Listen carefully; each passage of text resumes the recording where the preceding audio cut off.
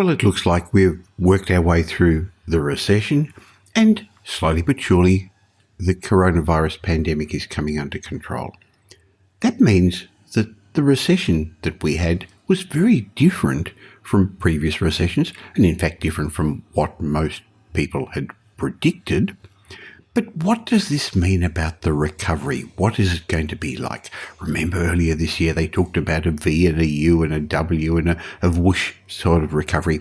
That's what I'm going to talk about today with financial commentator Pete Wargent as we discuss what's ahead for our economy, why the recession panned out as it did, and how that's going to set the scene for the next stage of Australia's economy. And this is going to be particularly useful for property investors, for business owners and professionals, as well as just mums and dads who want to know what's ahead for them financially.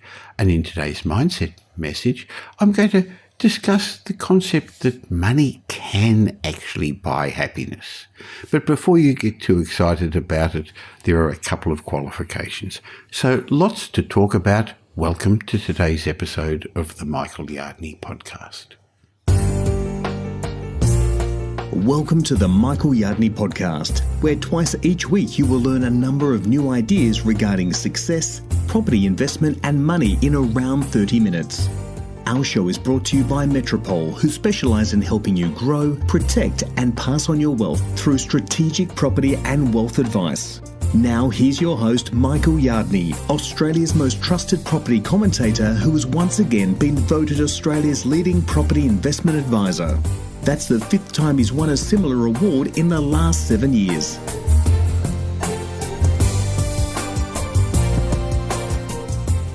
Take your mind back to March this year when we started to realise that the coronavirus wasn't an illness that was just happening over there, in that other country. It was a time when lockdowns suddenly started to hit us. And there was much debate about what would be happening to our economy and to our property markets. Most economists predicted there'd be a recession. But there was a significant variation in their forecasts, how long it was going to be, how deep it would be. Was it going to be a recession like in the past decades, or maybe it's going to be worse like the Great Depression?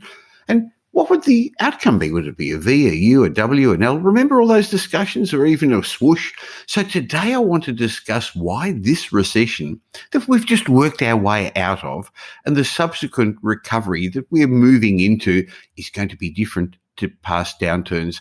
I'd like to discuss that with Pete Wargent. Now, you'd have to be living under a rock if you didn't know who Pete was, but if you're new to this podcast, Pete's a chartered accountant, a chartered secretary, and he's got a financial planning diploma. But using his long-term approach to building businesses and to investing in equities and owning a property portfolio, Pete achieved financial independence at the age of 33. Now, when I first started introducing Pete well over a decade ago, I used to call him one of the up-and-coming financial whiz kids.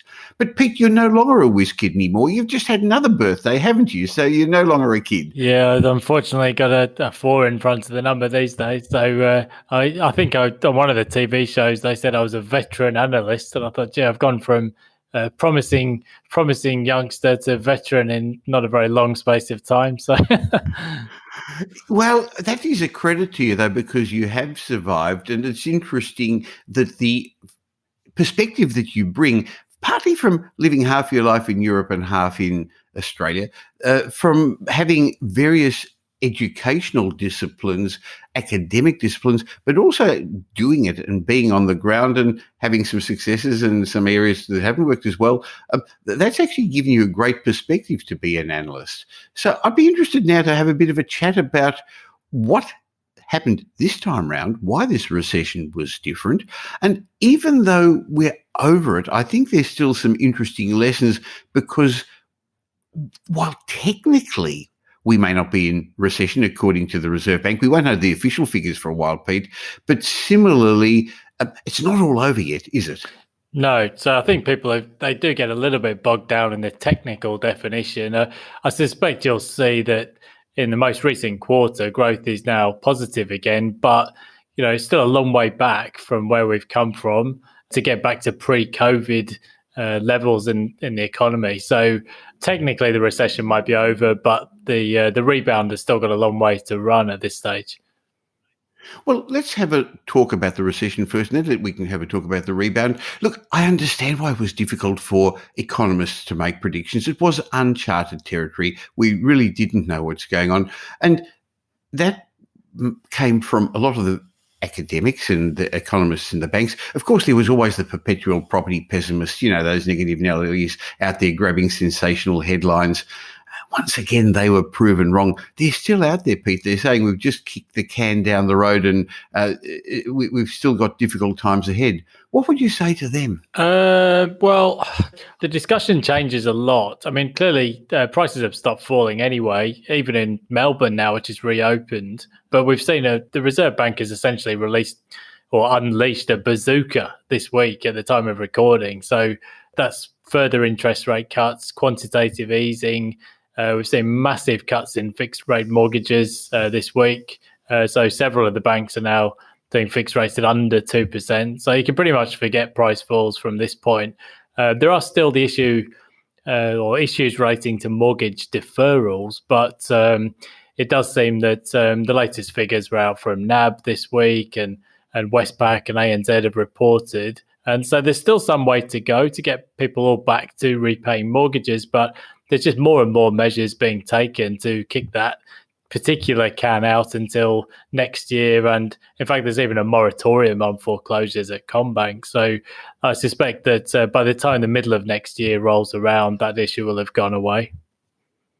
Well, firstly, as you say, many mortgage holders who deferred their mortgage, they still got to pay the mortgage interest. They just had a holiday for a while. Many are back to paying. Having said that, you can't imagine with everything that's gone on that in March or whenever it's going to be that the banks are now going to say, we're going to foreclose. That's not what they want, is it? No, I mean, in Australia, there's very little incentive for banks to do that anyway. But this time around, it's a very different recession. It was effectively mandated by the government shutdown. And the regulators are well aware of the potential issues. So they're working with the lenders.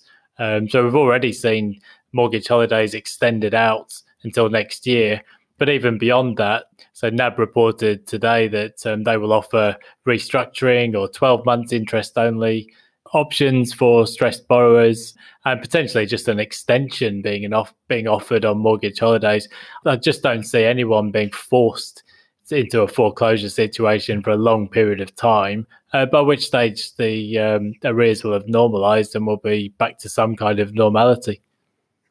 And it'll be easier to pay the lower interest rates. Well, you said something a second ago which leads into where we were going to talk about why this recession is different, because it was caused by a government-mandated shutdown, and it's changed the way we behaved. It had to do with preventing the spread of coronavirus rather than the normal economic downturn due to bad economic fundamentals, Pete. Yeah, well, exactly. Yeah, so this is really a health-driven recession. So normally recessions, they tend to be preceded by overinvestment or maybe a housing boom that's gone too far, or quite often in times gone past, excessive inflation, which leads central banks to have to hike interest rates and tighten. But this is the exact opposite, essentially. We weren't really in a boom period going into this crisis. It was a mandated shutdown, but the stimulus and response will be very different from what we've seen in previous recessions. Well, the response was different, wasn't it? So all of a sudden, governments around the world, and in Australia in particular, had this massive upfront monetary and fiscal easing. And sure, some people said it kept businesses alive on life support, but it did. It helped businesses, jobs, incomes. More importantly, though, it kept the flow of credit going. In previous recessions, and some people listening to this won't remember, there was the fright, the scare that you couldn't get money, you couldn't get credit. There was even a fright at times in previous recessions, you couldn't get money out of your Visa account, your credit card account out of the bank. Yeah, and that's really what governments and regulators have learned, is that you need to keep the flow of credit moving. Essentially, it was much more preemptive this time around. We saw massive monetary easing all around the world, huge fiscal stimulus. So the government in Australia is running a massive deficit, which will take a number of years to normalise. So we've got interest rates now at record lows. We've got quantitative easing, which has effectively been normalized in a number of developed countries and now in Australia as well. So it's very, very different to all of the other recessions that have happened since World War II, where often there's a lag before there's a response, but this time it's all up front. So the governments and central banks have just got straight onto the front foot. Well, some people would say, hey, that's not fair. You're supporting businesses, you're supporting property investors, you're not looking after me. The government's not doing its job. Pete, I think the government is doing its job. I think one of the government's job is to look after its citizens. It does that by providing hospitals and education and aged care, but we probably shouldn't even go down that route at the moment. But it's also to give us stability, and having the stability of your homes, having the wealth effect of having a castle of security, of knowing that your home isn't dropping in value. I believe that's also an important part of the government's role. Yes, I mean, I guess there are two arguments. One is that a lot of small businesses have been unable to trade. So through no fault of their own, they've got into difficult situations, and therefore a lot of people would quite justifiably say they need support. The other argument is that I suppose the way capitalism has worked in the past is that recessions and slowdowns and downturns, they tend to clear out unproductive businesses, which is tough in the short term, but then allows capital to be redeployed for the next boom. So potentially you could argue that you'll see more sort of zombie companies being kept alive. But on balance, I think that's not a bad thing. And the Reserve Bank has been very clear in what it said. It's a national priority to get back to full employment. So that is now the priority. And that means interest rates will be stuck at zero for at least 3 years, but quite possibly much longer than that. Another reason this recession wasn't as bad as some people had initially thought or forecast was because of those debt holidays, the rent moratoriums, the relaxation in insolvency rules that you'd already mentioned. So what that's really done is given us the lifeline to get through. They're not using the word anymore, but way back, Scott Morrison said he's building a bridge across to the future. And now they're not going to pull the rug out from under us on this road. They're going to keep doing things. So the federal government has had a great budget. So far, at the time of this recording, we haven't seen any state governments. It's their turn to chip in now, isn't it? Yeah, it's actually it's a really unusual thing that's happened this year as well. You mentioned the government tipping in all the stimulus. Certainly, since the mining boom years, Australia has become a relatively wealthy country, and normally we see more people actually leaving Australia than coming in on a short-term basis. So, in other words, people they take their holidays and they go overseas and spend money. This year, that's been impossible for a lot of Australians. So, all of that extra money in the economy is circulating at home. So, although we're missing the tourists, actually on a net basis, there's more Aussie dollars washing around. So we're seeing that in record retail sales. Things like luxury car sales are booming now. So a lot of that money that would normally go overseas and be spent on holidays is actually circulating at home. So I guess once things normalise and get back to some kind of situation where the borders can reopen, then things can rebound pretty quickly. Sure. Another thing that this recession did was, I think, bring forward some structural changes, particularly in the area of technology, working from home, online retailing, digital meetings. And it's not all negative, is it? No, I think some of that will stick as well. Whenever you get these situations of people moving from cities, there's always sort of predictions of the death of cities and so on. That's been going on for decades, but it never really happens. But I think once the pandemic passes, we'll probably see some of those trends sticking. So maybe more virtual meetings and more working from home. But the thing is, the tech sector is becoming more important. But if you look at where all of the major tech players are situating, take Australia as an example, Google, Facebook, Amazon, Tesla, Apple, they're all in the heart of Sydney CBD or within a K or two of the CBD. So clearly the CBDs are still going to be important. It's just that people might not be in the office 5 days a week. Sure. So I guess if we went back 50 years or 100 years when we were more a manufacturing country or living off the land, it would have been very different. So some jobs can't be done from home or remotely or even in different countries. But Australia's become a knowledge country. We've actually stepped up, and I guess the timing was right for that. It's working. So what's ahead now? We've seen an initial sharp rebound as businesses are opening, people are returning to work. There's been a pent-up demand. And I'm not just talking about property. Let's just talk about the economy first, and then we can talk about property. After that rebound, is this the beginning of a V shape, or do you see a more stepwise, slower, bumpy recovery moving forward? Yeah, I think a V-shaped recovery is probably optimistic. I think we had a setback as you experienced in Victoria, but also with the borders still effectively remaining shut to international students and tourists and permanent migrants. I don't think we'll just see things rebound to where they were. But in saying that, Australia is much better placed than most countries around the world. I mean, in recent days, we don't want to jinx it, but effectively eliminating the virus. And Australia, I know we like to complain about stuff, but if you look at it in global terms, it really has emerged alongside New Zealand as probably the best place on earth to be. So when the borders do reopen, the demand from people from Hong Kong or elsewhere in Asia, it's going to be huge for living in Australia. So I think the rebound next year can be pretty strong.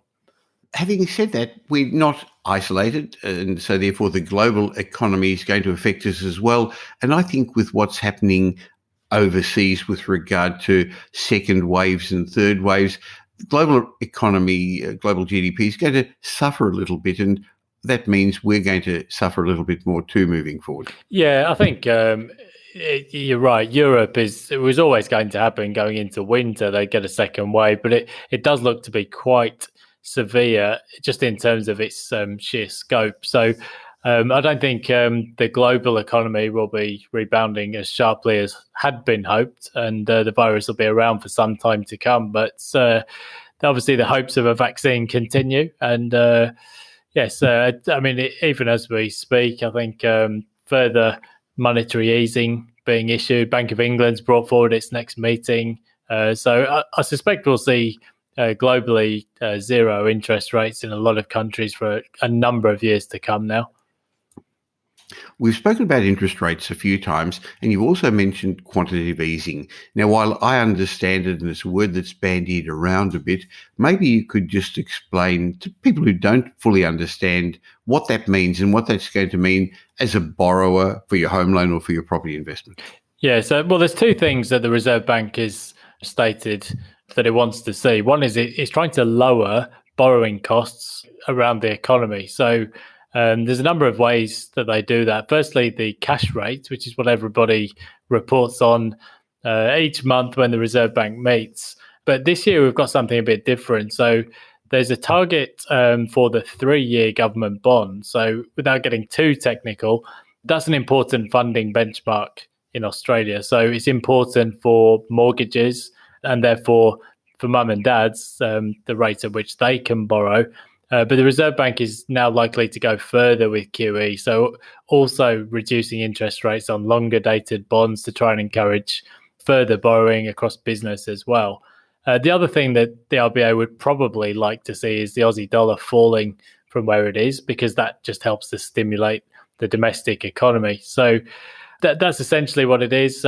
People call it all kinds of things, money printing or whatever, but it's essentially asset purchases to reduce interest rates. So that means not just the home loan rate or the property investment rate, but you talk about credit cards, business loans, and more related to 3 and even longer term loan rates. It's also giving the banks cheaper overnight money, which means that, well, they basically said it. Interest rates are not going to go up for at least 3 years. And that gives people a level of security. One of the things that concerned investors was the bogeyman of a sudden rise in interest rates. That's nowhere near ahead of us, is there? No, I mean, I've seen a few media pieces that say, who on earth would make a decision based on an extra 15 basis points of interest rate cuts? But That's a bit sort of facetious to make that comment, because the reality is home buyers and investors, they make decisions based on the trend. And as you said, for a number of years, there was just endless articles about, oh, when interest rates go up, then everybody's going to be stressed and blah, blah, blah. But not only has that not happened, we're actually seeing the trend. Interest rates are now falling, and fixed rates are continuing to fall to record lows. So I think that in itself will encourage more people, especially in housing. It will be a housing-led recovery. I think a lot of people have sort of weighed up that buy versus rent equation, and now it's actually cheaper to buy than it is to rent. So that has always historically driven more people into especially the capital city housing markets. Sure. So let's finish off with, what does all this mean for the property markets? What are your thoughts about what's ahead for the last little bit of 2020 and moving forward for the next couple of years? Well, we do quite a bit of work with Riskwise Property Research, and they've got their quarterly report coming out. And I suspect what you will see is forecasts of double-digit housing price growth next year. Not everywhere. Sydney and Melbourne will lead the way. Strong performance for Brisbane as well. But there are just some sectors of the market that will lag. So at the moment, that's those high-rise apartments in the CBD. No international students around at the moment, much less in the way of international tourism. So there's still a lot of vacant apartments to be taken up. So it won't really be seen everywhere, but I think nationally you'll see strong price growth for housing next year, just driven purely by all of that pent-up demand from this year, and now even further falls in the borrowing rate. As well as increased stimulus from, we know, the federal government, and we assume the state governments are going to do that, and the increase in confidence. I mean, confidence is one of the big factors. It takes into account people's level of financial security and what they think is going to happen. So all that's going to fall into place nicely. Interestingly, a year ago, you wrote a new book, which I know was held up a little bit, related to COVID, and you were wondering, would it come out? I know it has now. Low rates, high returns.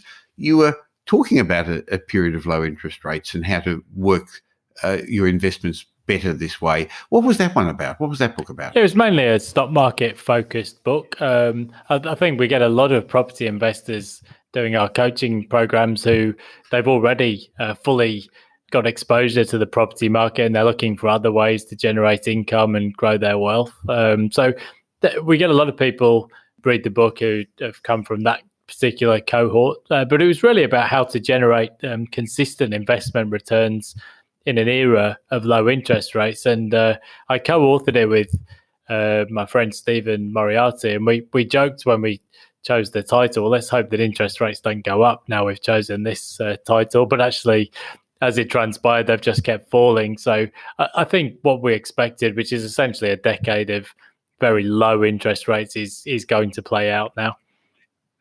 Well, we'll have a link to the book in the show notes, but you've also got a podcast with the same name, which I regularly listen to, so I'll put a link to that as well. Now, you're in England at the moment, and Steve's in Australia still, so you're going to be locked down for a little while and have a bit of difficulty coming back. What's the sentiment happening across in Europe at the moment? Yeah, it's different for Europe. So I think a lot of frustration. A lot of countries are going into lockdowns for a month so that people can mix over Christmas. Christmas in Europe tends to be a really big family occasion. I know it is in Australia, but even more so in the European winters.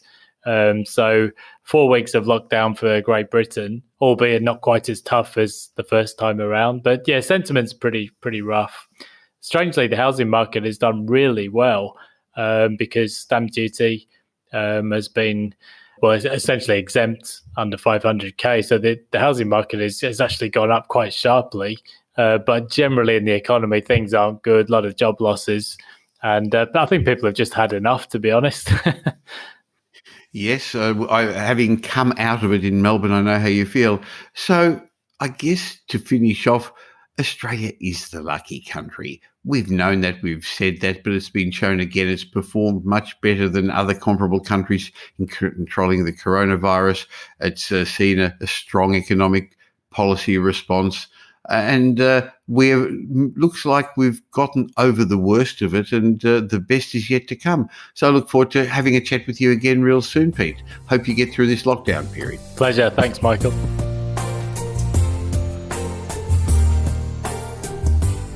In a moment, I'm going to share my mindset message with you. I'm going to talk to you about, does money really buy happiness, and give you the results of some studies.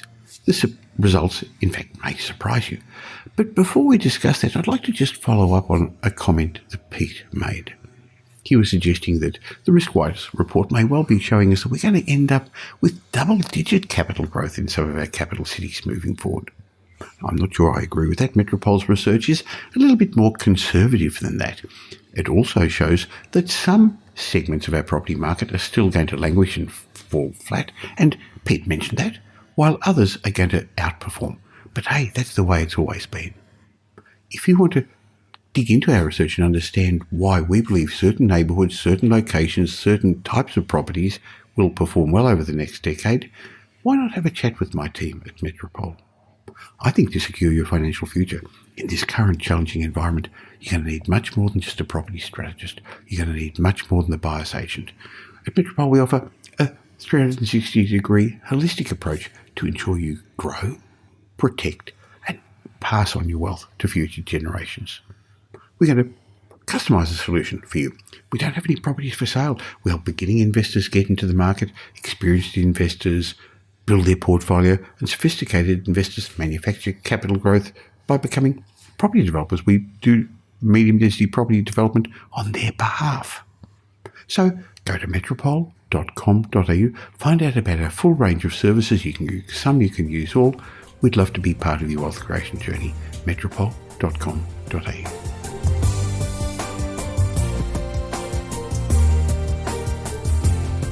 Now here's Michael's mindset message. Remember, a change in your thinking will lead to a change in your life. In today's mindset message, I'd like to have a chat with you about the age-old debate. Does money really buy happiness? And there's interestingly a lot of scientific work giving suggestions on both sides of the argument. I'd like to give you 6 reasons today why money can buy you happiness.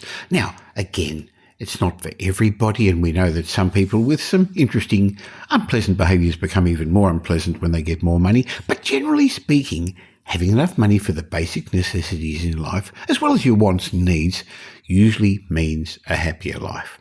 Now, I'm not saying money's going to solve all your problems. Clearly it's not. Money's important in those areas of your life where it's important, and it's not at all important in other areas of your life where it's not important.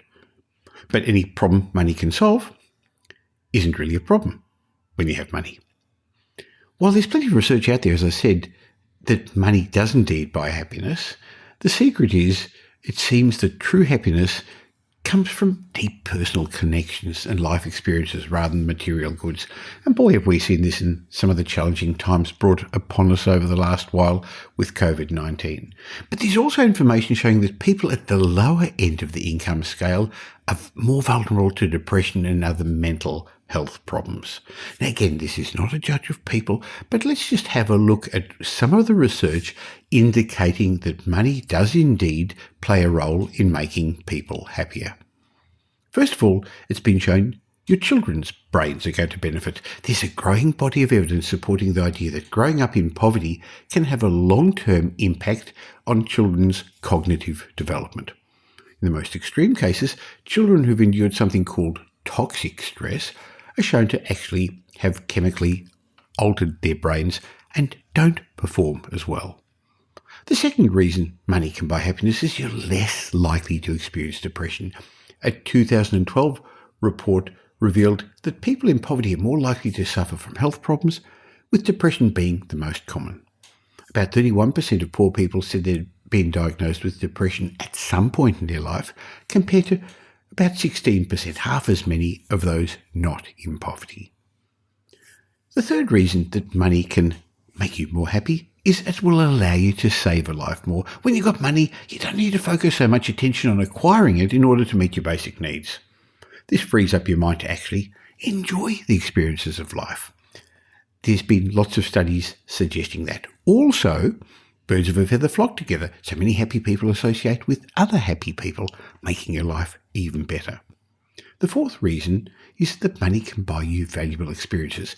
There's considerable evidence that buying stuff doesn't really make anyone happier. Well, it does in the short term, doesn't it? But not in the long term. But paying for experiences, that gives you a really good bang for your buck when it comes to happiness, according to multiple studies. Now, whether it's swimming with the dolphins off the coast of Western Australia or hang gliding on the Sunshine Coast or whatever, experiences do cost money. Good experiences can, and having more money allows you to enjoy those. Now, the fifth reason why money can buy you happiness is you can spend money on others. When you've barely got enough to support yourself, you're probably not thinking about giving back to others. But being generous with your money is a path to happiness. It's something that we personally do, give a lot to charity, and you probably know that we've run a number of charity balls, and my wife Pam's run 3 charity balls recently, as well as donating time, effort and money into a number of good charities. And the sixth last reason that money can make you happier is, interestingly, according to the Journal of Consumer Psychology, you're less likely to be lonely. They found people with meaningful social connections are generally happiest. And there's also evidence that people with less money are less likely to be lonely. There's been a number of reports showing that poor social networks made you more likely to be unhappy, and having money gave you a better access to a large range of social networks. So again, money is not the most important thing in life. You can't really be truly wealthy unless you've got your health and unless you've got somebody to enjoy your life with, and you can contribute back to the community and you can enjoy your time. But having said that, there's nothing wrong with the pursuit of money, A, to make you happier, and B, to give to others to make them happier, whether it's your family, your friends, or charity. In fact, I believe it's your responsibility when you're successful and wealthy to help others up the ladder as well. So, hopefully, in today's mindset message, you're now going to be more comfortable accepting the fact that money can buy you happiness. As we're coming close to the end of another podcast, I'd like to say thank you for taking the time to listen, and I hope you got some insights. You're going to have a bit more clarity and direction after hearing my chat with Pete Wargent. And if you got some benefit, it would be great if you helped other people who also would benefit from the show by letting them know. Tell them about the podcast, use the share button on your podcast app, or leave us a review, as V. Sharmak did on Apple Podcasts recently. And if I read out your review, I'd be happy to say thank you by gifting you one of my books. So V. Sharmak, just email me, michael@metropole.com.au, and you wrote, educational and practical. I've been listening to this podcast for a year now, and I've already made some big steps in property, and I can already see a great improvement in my net worth. It's also improved my confidence, my health, my mental health as well. Thanks, Michael, for sharing your ideas and the message through this. Well, gee, V. Sharmak, I really appreciate you saying that, because that makes me feel really good that my message is getting across and helping people. Now, if you want to catch up with me between these twice-a-week podcasts, just look out for me on social media, look for Michael Yardney, and my daily property update newsletter gives you not just my thoughts, but that of a whole range of property, tax, finance, money experts. I'll be back again real soon. In the meantime, have a great week. Make it a great week. Thanks for listening to this episode of the Michael Yardney podcast, which was brought to you by Metropole, who help their clients grow, protect, and pass on their wealth through strategic property and wealth advice. If you like what you heard and don't already subscribe, you'll find us on iTunes or on your favourite Android app as the Michael Yardney Podcast. Watch out for our next show, which comes to you twice a week, and you'll learn some new ideas about property investment, success and money in around 30 minutes.